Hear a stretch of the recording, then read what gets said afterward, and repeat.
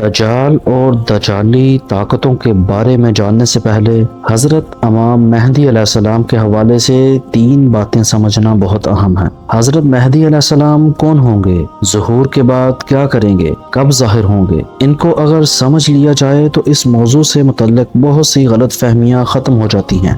آج تک اس حوالے سے جو گمراہیاں پھیلائی گئیں یا جو غفلت برتی گئی، ان کی گنجائش بھی نہیں رہتی۔ سب سے پہلا سوال یہ ہے کہ حضرت مہدی علیہ السلام کون ہوں گے؟ اس سوال کا جواب 2 طرح سے دیا جا سکتا ہے۔ حضرت مہدی علیہ السلام کا غائبانہ تعارف۔ حضرت کا غائبانہ تعارف تو متعین ہے کہ وہ حسنی سادات میں سے ہوں گے۔ ان کا نام محمد یا احمد ہوگا اور والد کا نام عبداللہ ہوگا۔ بعض حضرات نے والدہ کا نام آمنہ تحریر کیا ہے۔ مہدی ان کا نام نہیں، لقب ہے۔ بامانی ہدایت یافتہ، یعنی امت کو ان کے دور میں جن امور کی ضرورت ہوگی اور جو چیزیں اس کی کامیابی اور برتری کے لیے ضروری ہوں گی، اور پوری روئے زمین کے مسلمان بے تحاشا قربانیاں دینے کے باوجود محض ان چند چیزوں کے نہ ہونے کی وجہ سے کامیاب نہ ہو رہے ہوں گے، حضرت مہدی علیہ السلام کو قدرتی طور پر ان کا ادراک ہوگا اور وہ ان کوتاہیوں کی تلافی اور ان چند مطلوبہ صفات کو بآسانی اپنا کر امت کے لیے مثالی کردار ادا کریں گے، اور یہ سب کچھ وہ چند سالوں میں کر لیں گے جو صدیوں سے مسلمانوں سے بن نہ پڑ رہا ہوگا۔ امام مہدی علیہ السلام عام انسانوں کی طرح پیدا ہوں گے۔ 40 سال کی عمر میں امت مسلمہ ان کو اپنا قائد بنائے گی اور ان کے ہاتھ پر بیعت کر کے کفر کے برپا کردہ مظالم کے خلاف وہ عظیم جہاد شروع کرے گی، جس کا اختتام عالمی خلافت اسلامیہ کے قیام پر ہوگا۔ یہ تو ان کا سیدھا سادہ تعارف ہے جو اکثر احادیث میں موجود ہے۔ حضرت مہدی علیہ السلام کا حاضرانہ تعارف۔ جہاں تک بات ہے حاضرانہ تعارف کی، تو اس سلسلے میں سب سے پہلے یہ بات یاد رکھنی چاہیے کہ وہ شخص سچا مہدی کبھی نہیں ہو سکتا جو مہدی ہونے کا دعویٰ کرے۔ دعوی مہدی اور حقیقی مہدی میں آگ اور پانی کا تضاد ہے۔ اس کے کئی دلائل ہیں، چونکہ جھوٹے مدعی ہر دور میں فتنہ پھیلاتے رہے ہیں۔ ہمارے زمانے میں بھی اس روحانی منصب پر فائز ہو کر دنیاوی مفادات بٹورنے والوں کی کمی نہیں۔ لہٰذا ہم جھوٹے مدعیوں کے فتنے کی تردید میں چند مضبوط دلائل پیش کرنے کی کوشش کریں گے۔ مہدویت ایک روحانی منصب ہے، اور پھر بات یہ ہے کہ حسنی سادات کو ظہور مہدی کا انعام ملا ہی اس لیے ہے کہ وہ اپنے جائز دعوے اور حق سے دستبردار ہو گئے تھے۔ تو اب سچے مہدی کے لیے دعوے کے ذریعے یہ عظیم منصب حاصل کرنے کی کیا گنجائش رہ گئی ہے؟ تفصیل اس اجمال کی یہ ہے کہ نواسہ رسول سیدنا حضرت حسن رضی اللہ تعالی عنہ عظیم اثار کا مظاہرہ کرتے ہوئے سیدنا حضرت معاویہ رضی اللہ تعالی عنہ کے حق میں خلافت سے دستبردار ہو گئے تھے، اور محض مسلمانوں میں اتفاق اور صلح کی خاطر اپنا یہ حق چھوڑ دیا تھا۔ اس کے بدلے آخری زمانے میں جب امت کو اتفاق و اتحاد کی ضرورت ہوگی تو اللہ پاک انہی کی اولاد میں سے ایک مجاہد لیڈر عالمی سطح پر خلافت کے قیام کے لیے منتخب فرمائیں گے، کیونکہ اللہ تعالیٰ کا قانون یہی ہے کہ جو شخص اللہ تعالیٰ کی رضا کی خاطر کوئی چیز چھوڑ دیتا ہے تو اللہ تعالیٰ اس کو یا اس کی اولاد کو اس سے بہتر چیز عنایت فرما دیتے ہیں۔ چنانچہ محدود علاقے میں خلافت چھوڑنے کے بدلے حضرت حسن رضی اللہ تعالیٰ عنہ کی اولاد کو عالمی خلافت کا انعام ملے گا۔ آپ کے حسنی ہونے کی دوسری وجہ علماء اکرام نے یہ لکھی ہے، جس طرح حضرت اسحاق علیہ السلام کی اولاد سے بہت سے انبیاء کرام آئے اور حضرت اسماعیل علیہ السلام کی نسل میں اللہ تعالیٰ نے صرف ایک نبی بھیجے جو خاتم الانبیاء تھے۔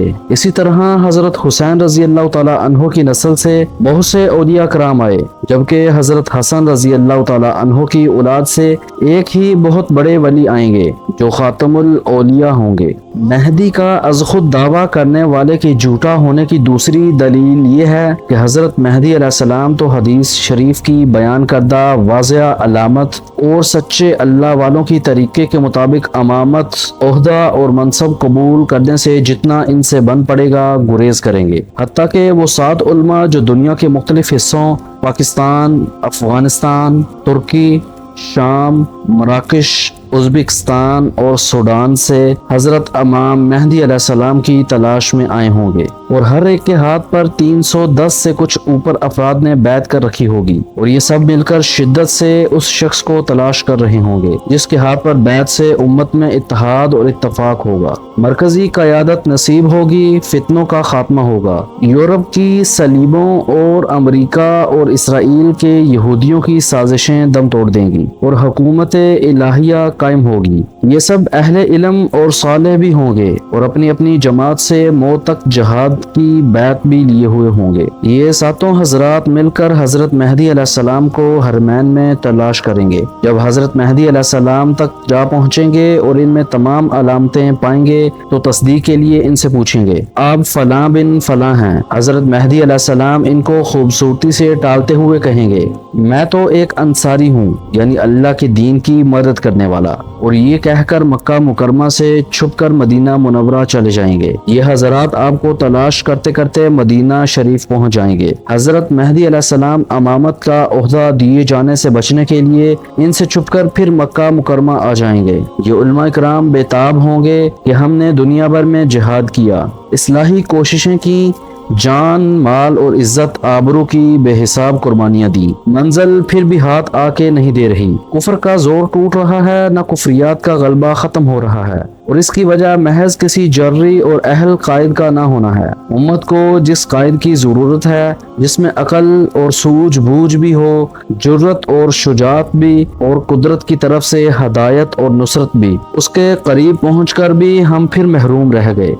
یہ آپ کو کھوجتے کھوجتے پھر مکہ آ پہنچیں گے۔ اس طرح 3 چکر حرمین کے درمیان لگیں گے۔ آخرکار یہ علماء تیسری مرتبہ حضرت امام مہدی علیہ السلام کو حجر اسود کے پاس جا لیں گے۔ آپ کعبہ کے ساتھ چمٹ کر چہرہ کعبہ کی دیوار پر رگڑتے ہوئے امت کی حالت پر رو رہے ہوں گے۔ یہ علماء آپ کو پہلے خدا کا واسطہ دے کر کہیں گے کہ اگر آپ نے بیعت کے لیے ہاتھ نہ بڑھایا تو جتنی امت مظلومیت کی حالت میں ماری جا رہی ہے، اس سب کا گناہ آپ کے سر پر ہوگا۔ اس پر حضرت مہدی علیہ السلام مجبور ہو کر مقام ابراہیم اور حجر اسود کے درمیان بیٹھ کر ان سے کہیں گے کہ آؤ پھر آخری فتح تک اکٹھے جینے مرنے کا عہد کرتے ہیں۔ امیر اور مامور کے اس عہد کو شریعت کی اصلاح میں بیعت کہتے ہیں۔ چنانچہ وہ ان علماء کرام سے شریعت کی اتباع اور مرتے دم تک جہاد پر بیعت لیں گے۔ اس ہجرت اور جہاد کے نتیجے میں عالمی سطح پر خلافت اسلامیہ قائم ہو جائے گی۔ حضور علیہ الصلوۃ والسلام نے مکہ مکرمہ سے مدینہ منورہ ہجرت فرما کر جہاد کا عمل جاری کیا تھا۔ حضرت مہدی علیہ السلام مدینہ منورہ سے مکہ مکرمہ ہجرت معکوس فرما کر جہاد کی سنت کو